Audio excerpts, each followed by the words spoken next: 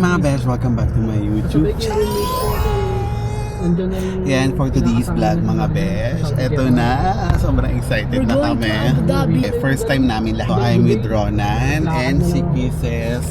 Yan, si Ate Dang. And then si Kuya Hernan and then si Jerome. Medyo malayo yung biyahe. 2 hours. Mula Sharjah papuntang Abu Dhabi Airport. And ang flight pa namin is 9 o'clock. So kailangan talagang agahan.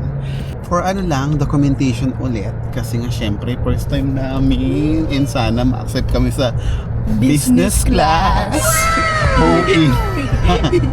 Hoping kami na ma-accept. Syempre, first time na mag-business class, diba? Dahil holiday ngayon, so for sure marami din mga pasahero, marami din babiyahe. And alam nyo na, syempre, yung mga nakaraang buwan, medyo hindi naging kalagayan ng UAE, di ba? Sana ngayon okay na talaga. Makarating kami dun sa pupuntahan namin. So ito lang, yung vlog na to is itutour namin kayo sa Abu Dhabi Airport. Yan, sa Guys, ano yun, Be?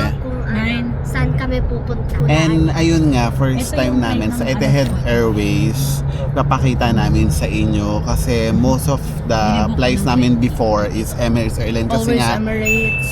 ano pa? Singapore. Kasi malapit lang tayo dito sa airport ng Dubai. So mostly din ang mga nagbabiyahe lang ng Etihad is yung mga taga Abu Dhabi lang talaga. Kami na nandito sa Sharjah ay nasa Dubai lang. Samahan nyo kami sa aming biyahe papuntang airport. Medyo layo pa talaga. Muna tayo. Bye!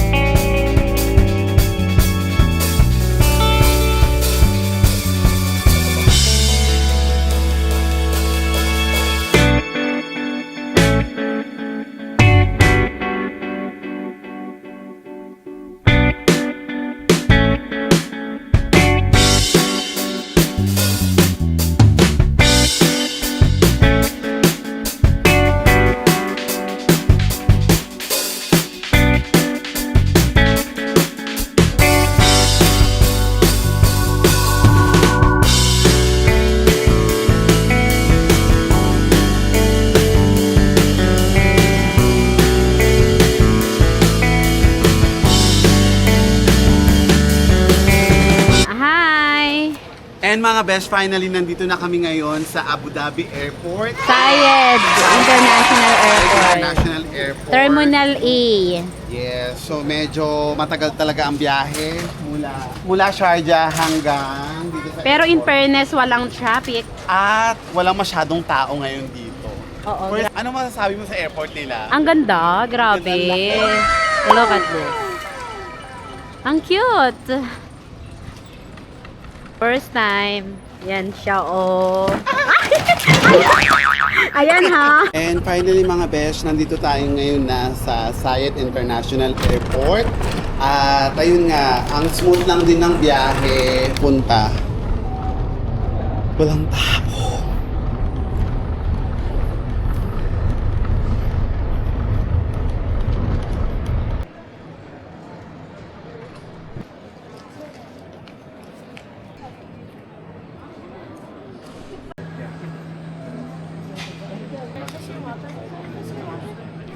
So, update tayo mga besh after namin na mag-check-in. Ayun, tapos na. So, kinuha na rin yung bagahe Pupunta na namin. kami sa lounge. And then, immigration. Ang flight namin is 7:50 ang boarding. Oh, tapos, pero 8:30 ang alis namin dito. Papunta ng...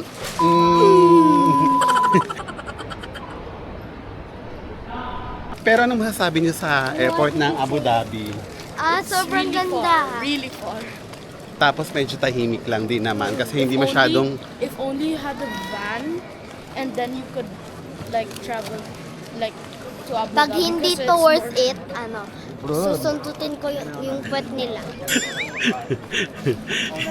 Hindi masyadong maraming tao It's dito. very far, you guys. So, you need a pillow for your puwet. So update namin ulit kayo kasi nandito na kami sa passport control. A few moments later. Yes, and finally boarding na kami.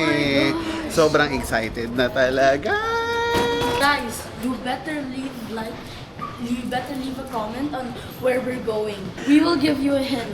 Ano? Dito belongs third time. Yes. And ayun nga mga best, grabe, nakakatuwa kasi sila Ate Dang and Kisses ay nasa business class. Pupuntahan natin naman sila. At syempre kami, okay lang din naman kasi nga Yeah, it's fine. maraming pasahero and pwede naman namin puntahan And at doon. least I'm in the window. At the same time, at least makakasakay tayo. Sobrang...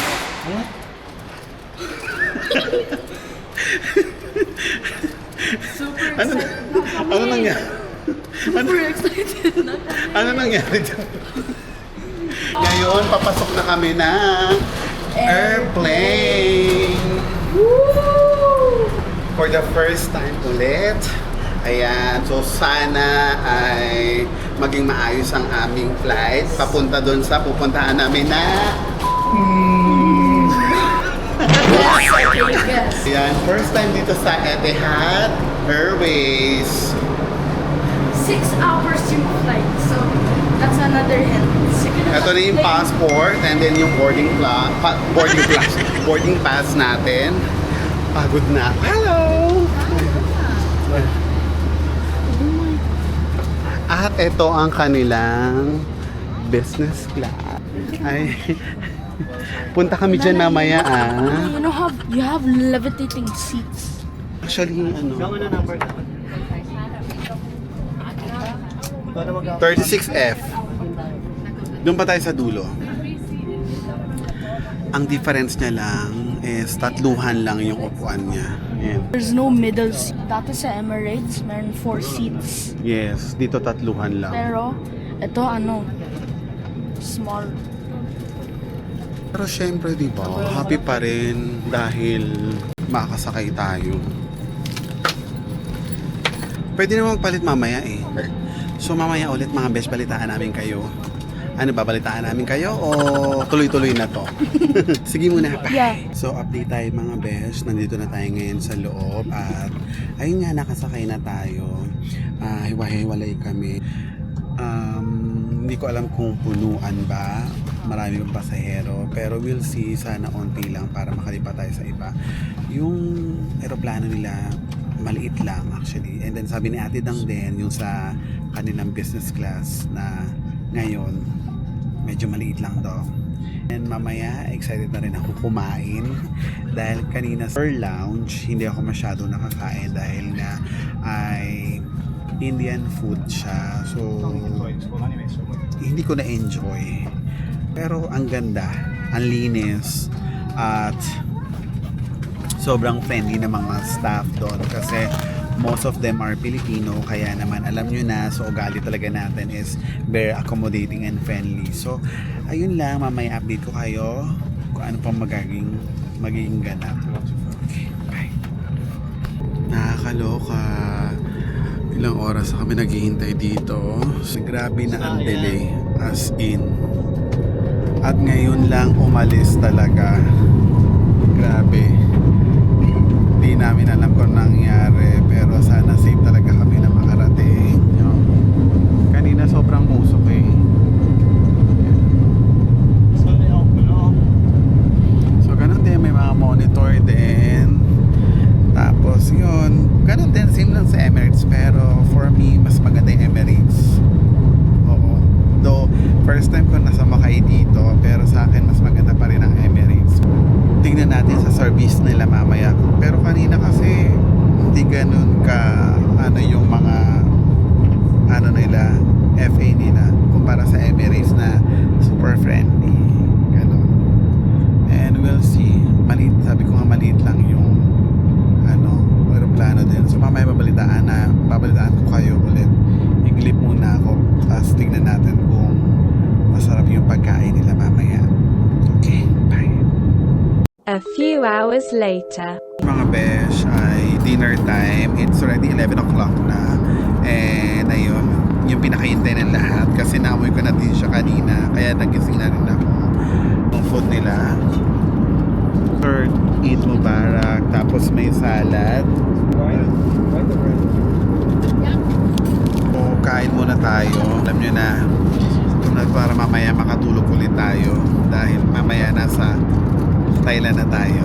Sige lang, bye!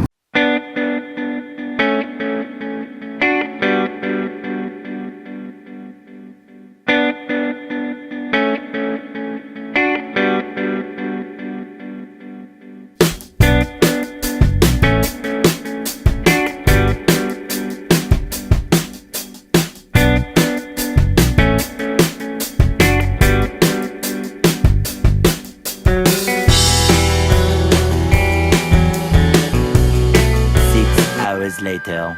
And finally, thank you so much, Etihad Airways. Nakarating na kami dito sa Bangkok. Eto na, nandito na tayo. So, tanong natin kung ano yung experience nyo. Ito muna, business class. Ikaw, how's your experience? Good kasi, nakakahiga ka at saka hindi mangangawit yung kagaya sa economy. Ang hindi lang maganda, delayed flight. Ang tagal nating nag-antay talaga. Oo, parang 1.5 hours. I finished one movie in the delay. Dahil nasa economy kami, ayun nga, tatlo-tatluhan lang siya. Medyo masikip no? Kayo, ikaw kamusta yung experience mo sa Etihad? Ayos naman, medyo maliit na aeroplano. Sakit sa Kumpara sa UK. Emirates, na kahit maliit siya, pero okay naman. Na-miss ko kasi yung may star pag gabi. Ayun yung pasabog ng EK Tapos sobrang dami pang usok na na-aching tuloy ako.